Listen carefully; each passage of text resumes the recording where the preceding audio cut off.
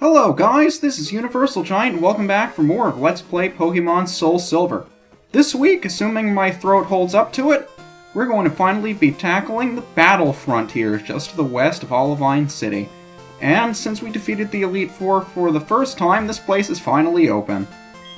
So we could have come back here any time that we had access to Kanto. I just decided to leave it until post-game.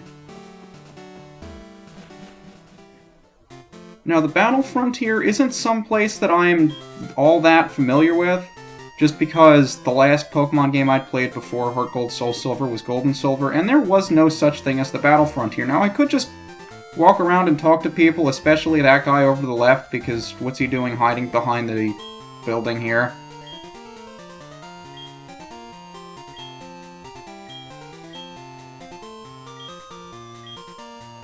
Maybe we should be scared too? No, probably not. I'm not even sure if this place is exactly the same as it is in Diamond, Pearl, and Platinum. I know the Battle Frontier itself and all the stuff in it is just about the same, although I think some of the places were rearranged, which didn't make that much sense to me. But regardless, since this is our first time to the Battle Frontier, we have 6 different people to explain it to us. Oh boy, so many tutorials. No thanks, not interested. I'm not going to spend too much time explaining about the mechanics in here because there's a lot to it, so I'll try to make it as simple as possible. You have 5 different areas over here that can... This place serves as like a playground for Pokemon trainers, similar to the different kinds of styles of battle you had in games like Pokemon Stadium back in the day. In the center here, you have shops that will sell you different things, scratch-off cards for 1 BP are the absolute cheapest thing you can buy, but you're not going to get very much for your money here. BP you earn for going through the different places. It's like the currency of the Battle Frontier. 2 of the biggest things you can find with your BP are items like vitamins here, rare candies. You have fighting items that you can have your Pokemon hold on to, like the Focus Sash, which will prevent your Pokemon from being one-hit killed. And you have choice items that you can buy, all this fun stuff, but they're extremely expensive, and they take a lot of time just to earn up the BP for them. Especially some of the technical machines you have here. Considering things like Stone Edge and Earthquake are 80 BP, once we get into a couple of these fights, you'll see just how difficult it is to get all of that BP, but there are 5 different facilities in the Battle Frontier. Down here to the bottom left is the Battle Castle. Up here on the left side, I believe, is the Battle Hall. At the very top is the Battle Tower. I think I'll be saving this one for last, although it's not my favorite facility, it only seems fitting to. On the right, we have the Battle Factory. And on the bottom right, all the way over here, we have the Battle Arcade. Battle Arcade. I think I'll just be tackling these clockwise, starting from the bottom left with the Battle Castle. Now, the Battle Castle, I'm not sure if you explain it to me or the other person explains it. Yep, designed for a single trainer. The Battle Castle, we can take part in a single or double battle. Most of them are like that. Here, instead of... the gimmick is we get CP, and these CP is used to heal our Pokemon, rent berries, or find out information on our opponent, stuff like that. So CP in the Battle Castle is like the currency here, but you don't get healed between battles, you actually have to pay for it, and depending on how well you do in your battles, you'll gain more or less CP. And of course, you can't just save scum through the Battle Frontier. If you turn off your game while you're in the middle of a battle, it'll just disqualify you the next time you turn on your system. So we're going to take part in the single battle, and I've ultimately decided I want to go with the team that's most well-rounded. So I'll be leaving off Duster, Krako, and Klaus for the sake of going with HCB, Lupus, and Crunch, just like I did in the World Tournament videos. And for each of these facilities, I'll either be going through 1 round, which most of the time will include 7 battles, or up to my first loss. And hopefully my first loss won't be in the first battle, because then we won't get to see very much. Hi, Derek! I hope I pronounced your name correctly. Lady Caitlin. Where have I heard Caitlin before? Nope, we're not allowed to have hold items on our Pokémon. At least not in this facility, because we have to rent them with our CP. But we get 10 for free. Now, we could either at this point use our CP to heal or rent a berry. I'm not going to do that. We also have the option to look into our opponent, so we can see what Pokemon that they have with, I'm not sure how much each of these cost, but it doesn't really make much of a difference at this point. And we can also just head straight into the battle.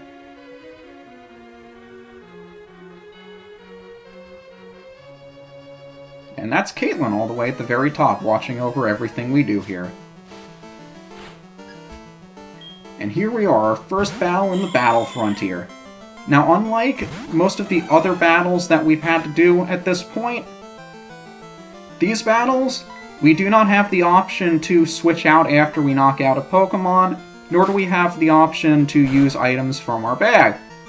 Although I believe we do have the option of buying them?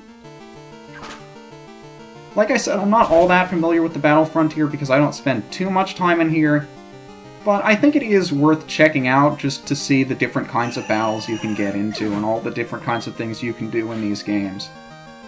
One problem that a lot of Pokemon games had early on, I think, is that there wasn't much for you to do after you beat the game. So think back to Gold and Silver. Once you beat the final boss, what else is there for you to do? At least here, in these games, you have the option to build up your team as strong as you can, or train up some other guys and come right here to the Battle Frontier, or if you want to go into the competitive battling, that's your thing too. Though it's never been something I've been all that interested in. There's just so much to the Battle Frontier and to these fights that you can get yourself into that it's always really interested me, and although Megahorn would be super effective, I think close combat will be enough to knock out the Lombre. Evolved form of Lotad, who I believe we've seen from the home games. It's really cool how you can see Pokemon from different regions in the Battle Frontier as well, and I think this is the place that you're most likely to run into Pokemon from different regions. The annoying thing about it is that they're not recorded into your Pokedex, so if you're trying to fill your Pokedex, you can't do it in the Battle Frontier. We didn't take all that much damage. I think I'll keep going. I probably should buy items or healing for my Pokemon at some point, but I'm never all that compelled to do it. I don't know why.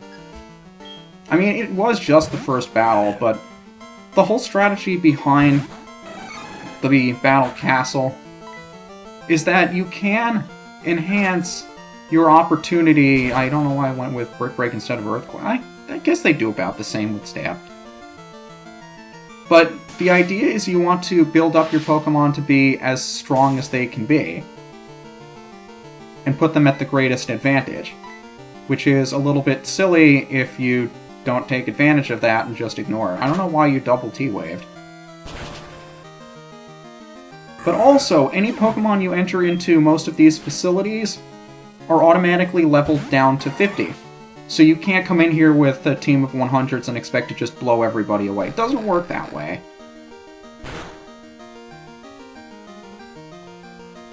You'll also notice anytime we're in these battles that on the bottom screen you'll have the symbol of the Battle Frontier to indicate where you are, I suppose. I always thought it was kind of neat how the different colors around the main pentagon symbolize the different facilities available here.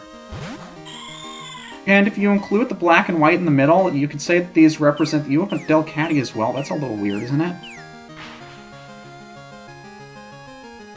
But if you include the black and white, you could say that those 5 colors symbolize all of the colors of apricorns that are available in the game, which was kind of interesting. Not something you think about too much. Who remembers what the apricorns are?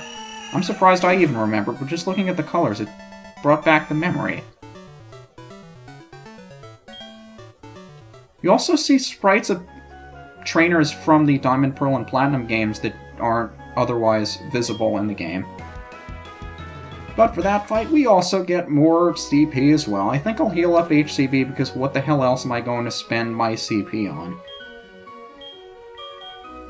So let's see, we also have the opportunity to record the battle on the Versus Recorder.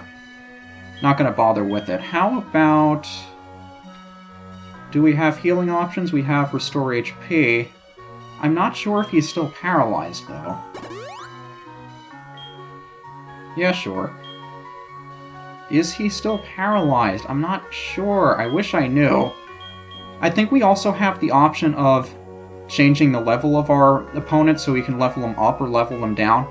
You could level them up to increase the amount of CP you get for winning, but you could also level them down and decrease your amount of CP, the CP that you win. You can also look into their summary, but again, at this point, it doesn't really matter, because we're going to have to face them anyway. It's not as if we can switch out the Pokemon that they're using. The more often you buy those sorts of things with your CP, if you buy enough of them, you level them up and you can do more with them. Which is also kind of neat. Plus all!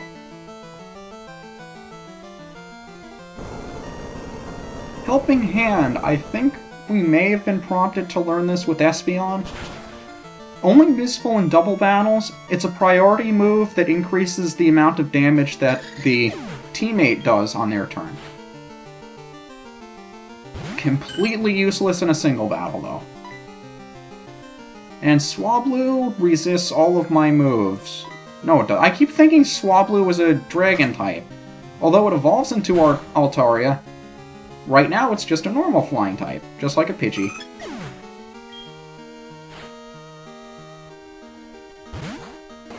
And last but not least, you have a Snubbull.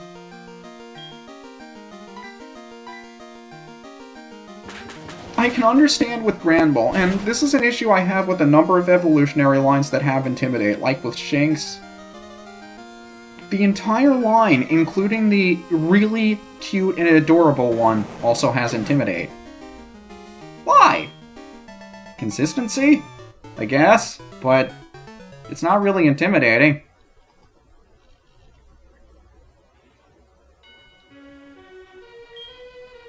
So, more CP for us. I think at this point I'll just speed up through the rest of the fights and we'll see how far I can get. If you get far enough in these, you do eventually have the opportunity to face down against... I forget who they're called. I want to say... Frontier Brains? Who, in this case, I believe we're looking straight into the eyes of, but... I'm not going to get far enough into these facilities where that would be relevant. If you're that interested, I could provide a link for you in the description, but if you're that interested, you've probably already done a search on your own anyway. Speed up, let's see how far I can get.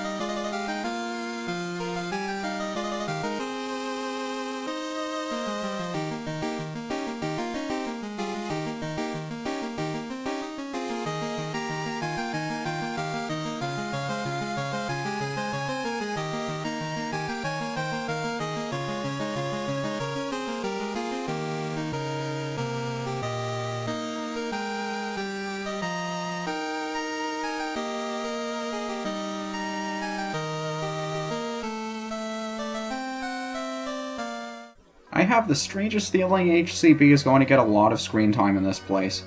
Also, yes, that is the same Caitlyn in the Unova Elite Four. Bet you didn't know she was in the game previous to it, did you? But since that is 7 battles, we finally cleared 1 round of the Battle Castle. And for all of our efforts, we get a whopping 3 BP! Certainly not very much when you consider how much things cost, but regardless, hi Balba, how you doing? There has... new kinds of Pokémon! Oh man! It's totally worth showing off! Wait a minute, we've already done that.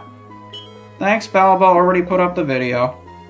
Next time, we'll continue northward to that facility that's colored pink who I had 10 minutes to think about the name of but don't actually remember. Till then, this is UniversalGiant, and I'll see you next time.